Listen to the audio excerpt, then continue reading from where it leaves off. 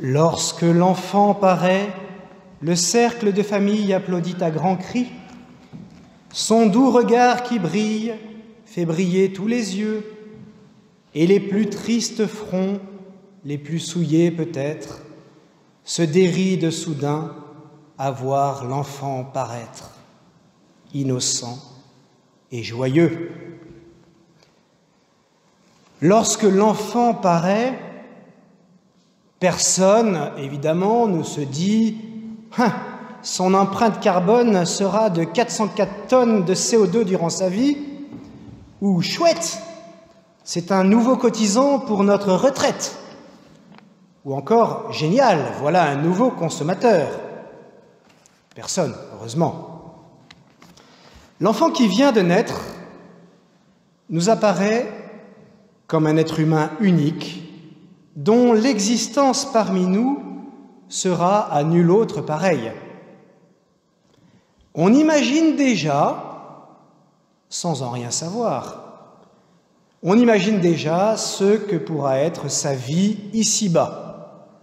Alors, des choses simples, astronaute, explorateur de Mars, prêtre, carmélite.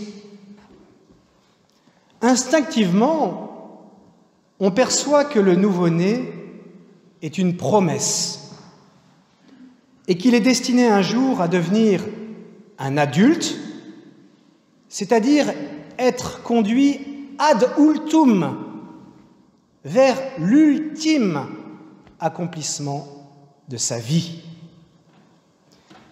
Pour un chrétien, devenir adulte ad ultum, c'est marcher vers le salut, malgré les chutes, pour devenir finalement un sauvé et donc un saint.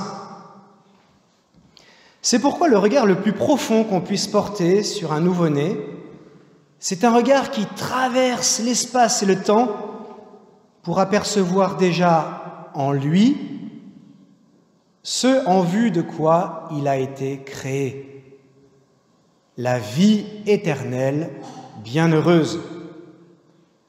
Lorsque l'enfant paraît, la seule attitude qui soit digne de son Créateur et digne de lui, c'est de poser sur lui un regard prophétique.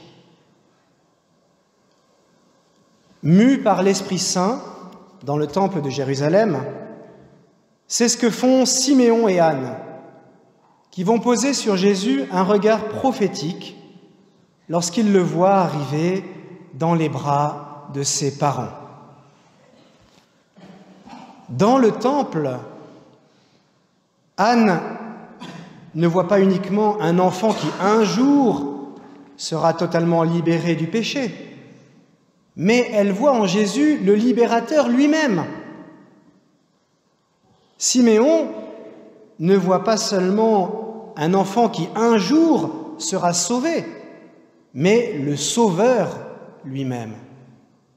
Voilà la puissance du regard prophétique. Notre vie entière doit exprimer sa dimension prophétique, car nous sommes d'abord infiniment plus que ce que les autres perçoivent de nous. Et nous sommes aussi infiniment plus que ce que nous percevons de nous-mêmes.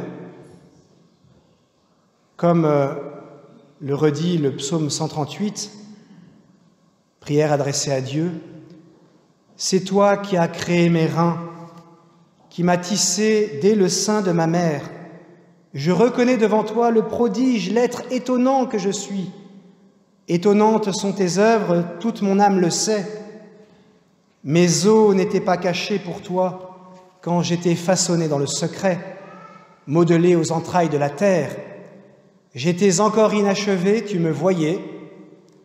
Sur ton livre, tous mes jours étaient écrits, recensés, avant qu'un seul ne soit. » À vous, les fiancés qui êtes là ce soir, rappelons que le sacrement du mariage auquel vous vous préparez, ce sacrement dit infiniment plus que ce que vous en percevez. Votre projet béni par le Seigneur révèle déjà quelque chose de l'amour de Dieu pour chacune de ses créatures. Bientôt, votre communion conjugale exprimera bien plus que ce que vous en percevrez. Elle sera une image de la façon dont Jésus a aimé l'Église et s'est livré pour elle. En vous préparant à vous aimer authentiquement dans le mariage, vous rendrez toujours plus visible la communion éternelle à laquelle chacun est appelé au ciel, qu'il soit ici célibataire ou marié.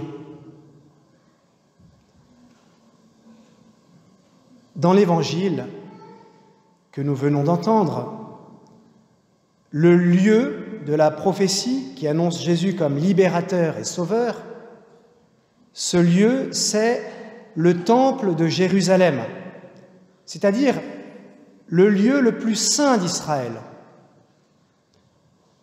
Le contexte où est annoncée prophétiquement la mission de Jésus, c'est donc la liturgie.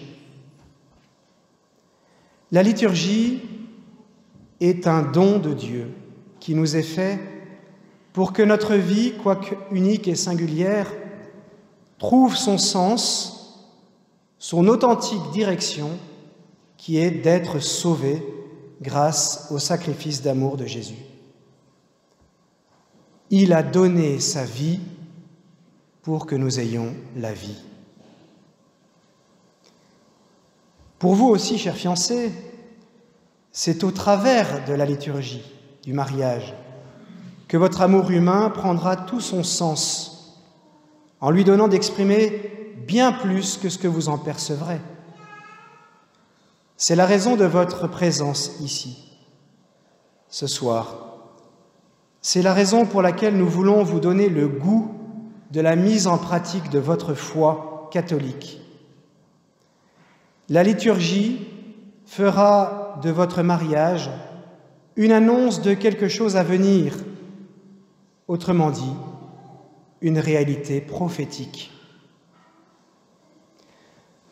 Votre amour a besoin d'être vécu dans le temple, c'est-à-dire dans l'Église, avec un grand E, pour exprimer toute sa dimension prophétique et nous indiquer une réalité que l'on ne voit pas encore, la communion éternelle du ciel avec Dieu et tous les saints.